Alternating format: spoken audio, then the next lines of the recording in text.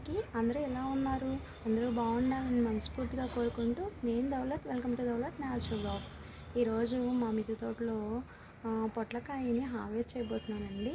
అది చూపిస్తూ నేను మా మిద్దె తోటలో ఏమేమి మొక్కలు ఉన్నాయి కొన్ని మొక్కల్ని చూపిస్తాను. రండి చూసేద్దాం. అంత చక్కగా ఉంది చూడండి. దీన్ని కూడా హార్వెస్ట్ చేద్దాము. ఇది కొంచెం కష్టమే హార్వెస్ట్ చేయడం.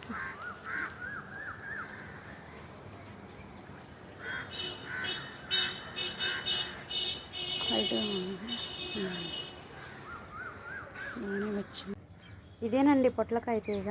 ఒకటేనండి, చూడండి ఎంత బాగా పెరిగిందో చూడండి. అసలు కాయలు అనేవి విపరీతంగా వచ్చేసినాయి. ఇక్కడ చూస్తున్నారు కదా, ఆ పొట్లకాయ కోసిన తర్వాత వీటికైతే బలం అందుతుందండి. చూడండి అసలు ఎన్ని ఉన్నాయో, అసలు తీగ నిండా పొట్లకాయలేనమాట.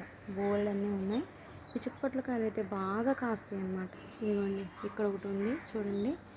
ఈ లైన్ అంటూ ఉన్నాయి. అసలు ఇక్కడ చూడండి, అసలు విపరీతంగా కాసేస్తున్నాయి అసలు కాయలు అయితే. ఇక్కడ బోల్డ్ అన్ని పిందెలు ఉన్నాయండి. ఒక 10 పైనే ఉంటాయి అన్నమాట ఈ పిందెలన్నీ కూడా. ఇక్కడ చూడండి అసలు ఎన్ని కాయలు ఉన్నాయో.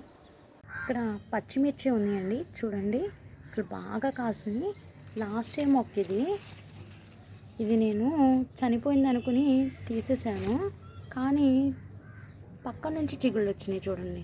ఇదిగోండి ఇలా ఎండిపోయిందనమాట. అయితే నేను దాన్ని తీసాను, పక్క నుంచి చిగుళ్ళు వచ్చి ఇక్కడ చూడండి అసలు ఎన్ని కాయలు వచ్చినాయి అంటే విపరీతంగా వచ్చేసినాయి. బాగా కాయలు కాస్తున్నాయి. వీటిని హార్వెస్ట్ చేసుకుందాం. ఇది కూడా ఇది ఫ్రెండ్స్ నా చిన్న హార్వెస్ట్. ఇవి పచ్చిమిర్చి, ఇది పొట్లకాయ.